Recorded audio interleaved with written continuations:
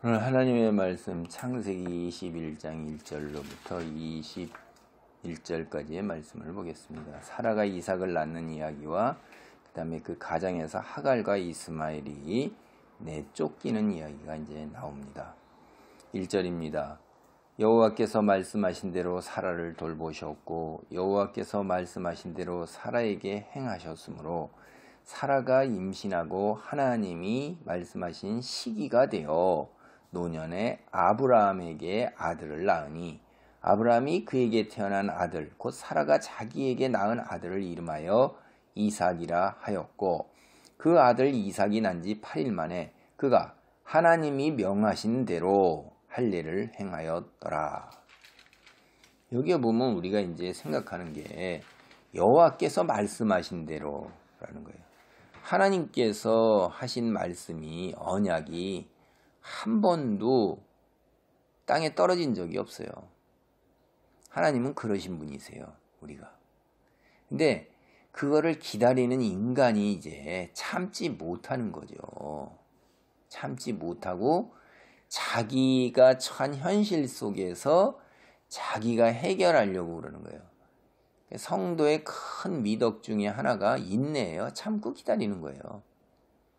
그리고 마지막에 이게 더 큰 믿음의 경지에 올라가면 그리 아니하실지라도 이게 다니엘서에서 나와요. 친구들이 다니엘의 세 친구들이 그리 아니하실지라도 하고 불구덩이 속으로 그냥 들어간다 이 말이에요. 우리를 구원하지 아니하실지라도 하나님을 믿고 의지하고 순종하는 거예요. 예, 하나님이 가장 선한 것으로 채우신다고 믿으니까. 근데 그걸 못 참는 게 인간이에요. 아마 거의 대부분 다 그렇습니다. 저도 그렇고 알기는 이렇게 지식적으로 다 알죠. 그런데 즉각적으로 지금 뒹굴면서 응답 안 한다.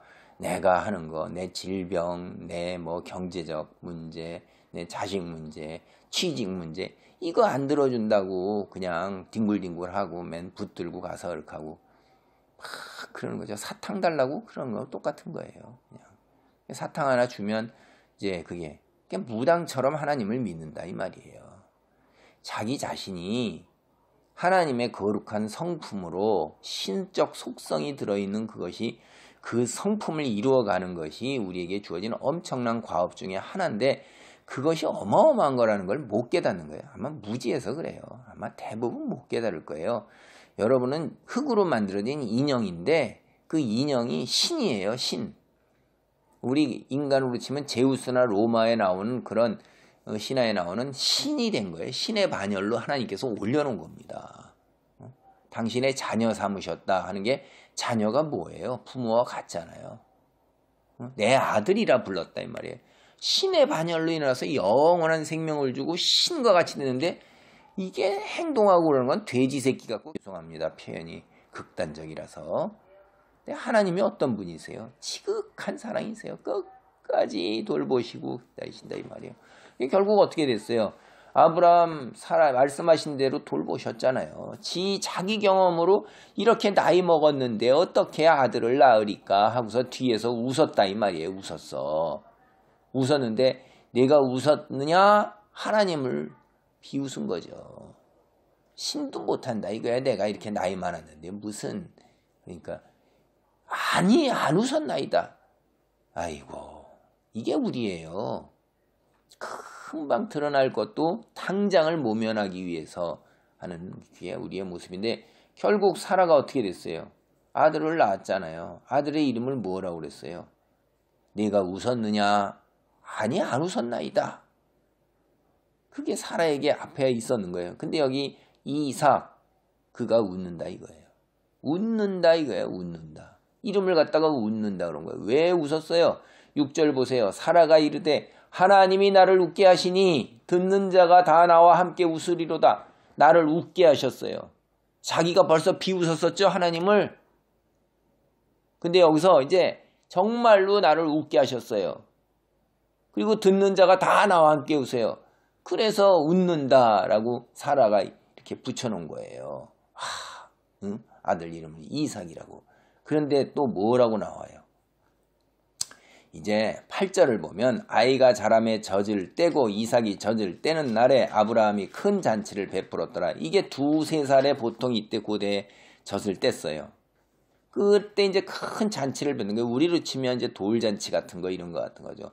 돈이 있고 족장이고 이러니까 얼마나 크게 잔치를 베풀었겠어요. 더군다나 100세에 아들 얻었어요. 이거 기가 막힌 거 아닙니까? 온 세상 사람들은 다 와서 이 봐라 눈으로 내가 하나님의 큰 은혜를 입었다 이렇게 하는데 자기가 저지른 게 있잖아요. 가정에서 하나님 믿고 인내하고 기다리지 아니하고 여종 하갈을 취해서 아들을 얻었는데 그 이스마엘 말이에요. 이스마엘이 이때쯤 몇 살쯤 됐을까요? 17살쯤 됐어요. 17살 아니면 18살이에요. 자, 이제 2-3살 되네 가지고 뭐예요? 데리고 놀리는 거예요. 이게 놀리다. 이게 원래 원어로 보면 웃는다예요. 비웃는다는 거예요. 조롱하고 멸시하는 거예요. 뭐 이 새끼 이거 에이씨. 이런 거죠. 그냥 2-3살짜리 가짜는 게 진짜 그냥 이게 이제 이스마엘이 아들 이삭을 또 여기서도 뭐예요? 웃는다가 나오잖아요. 이 성경에 나오는 이 깊이 짜여있는 이 말들을 제가 여러분한테 느껴보라고 사라가 웃었죠. 그 다음에 하나님이 나를 웃게 한다고 그러죠. 다 나와 함께 웃는다고 그러죠. 자기 아들 이름을 웃는다고 지었죠. 근데 이스마엘이 이삭을 웃고 그러죠. 그를 향해.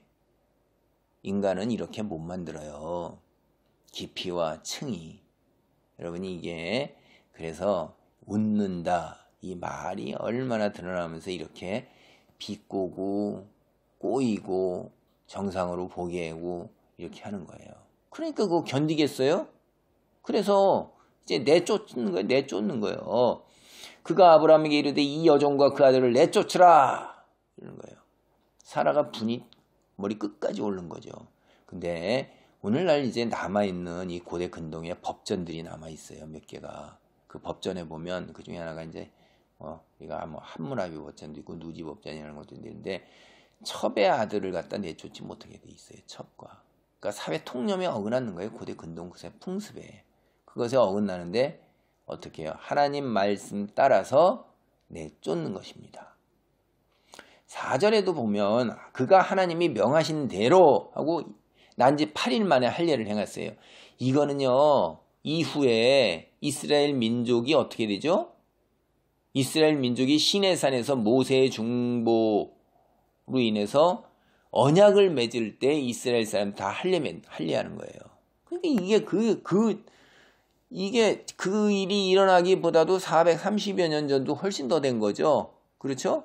노예살이를 430여 년 했는데 아브라함, 이삭, 야곱에서 이제 12아들이 나가는 건데 얼마나 오래된 세월에 이미 벌써 8일 만에 할례를 하잖아요. 할례가 뭐라고요?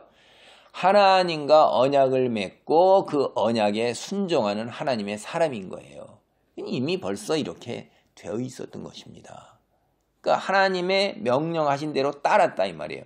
하갈과 이스마엘을 사회의 통념, 고대 근동의 법에 따르지 아니하고 하나님의 말씀에 따라서 내쫓은 거예요. 하나님이 아브라함에게 이르시되 내 아이나 내 여종으로 말미암아 근심하지 말고 사라가 내게 이른 말을 다 들으라. 이삭에게서 나는 자라야 내 씨라 부를 것임이니라. 이렇게 하신 거예요. 그러니까 하나님 말씀 따라서 사실 매우 근심이 되죠. 자기 자식 아니에요. 똑같이.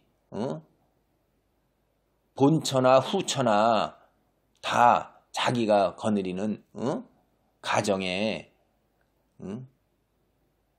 여자고 자식이라 이 말이에요. 서자인다 할지라도 그거에 대해서 뭐 마음에 한쓰임이 하나도 없겠어요.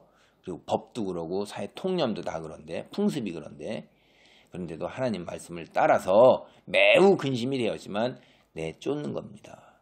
그런데 하나님이 어떤 분이냐? 인간을 선택적으로 해가지고 누구는 나쁜 놈이고 누구는 선한 놈이고 그러니까 너는 아예 죽어 뭐 이렇게 운명적으로 젖어 있는 게 아니에요. 북한에서도 중국에 태어났어도 아프리카에 태어났어도 복음을 듣고 하나님께로 돌아올 기회를 주시는 거예요. 다 선택의 자유의지를 줍니다. 기회를 주는 거예요. 여기도 마찬가지예요. 여종의 아들도 내 신이 내가 그로 한 민족을 이루게 하리라 하신지라. 그 다음에 죽지 않도록 하나님께서 어떻게 해요? 18절에 보면 일어나 이를 일으켜 내 손으로 붙들라 그가 큰 민족을 이루게 하리라. 하나님께서 다 돌보시는 거예요.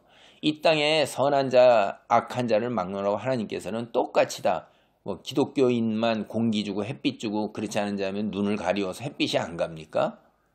땅이 뭐 불쑥 솟아올라요? 바다가 갑자기 풍랑이 쳐서 다 빠져 죽습니까? 그러지 아니하잖아요.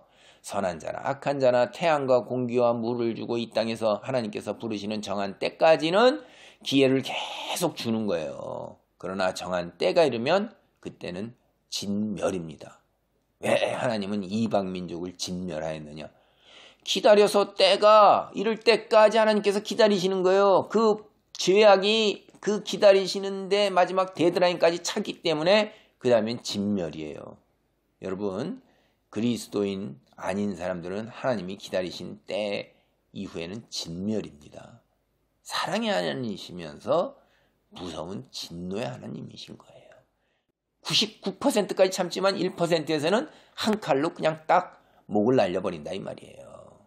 그게 전능하신 자예요. 그게 전능하신 자가 베푸는 아량이고 관용이고 자비라 이 말이에요. 그 자비를 네가 안 받아들이고 내 발로 깡통을 차버리면 네 스스로 멸망의 길을 99%까지 참아줬는데 1%는 못 참는다.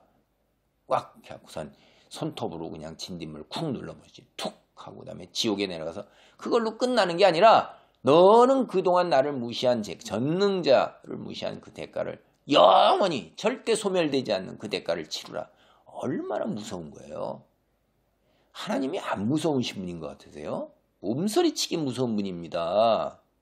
세상 사람들 까불지 마세요. 세상이 전부인 것처럼 날뛰고 까불고 나중에 몸서리치고 끔찍끔찍한 겁니다.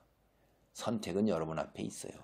아브라함 오늘 여기를 보면서 우리가 하나님의 놀라운 자비와 그 다음에 1.1핵도 틀림이 없는 하나님의 말씀하신 대로 이루어지는 것을 봅니다. 기도합니다.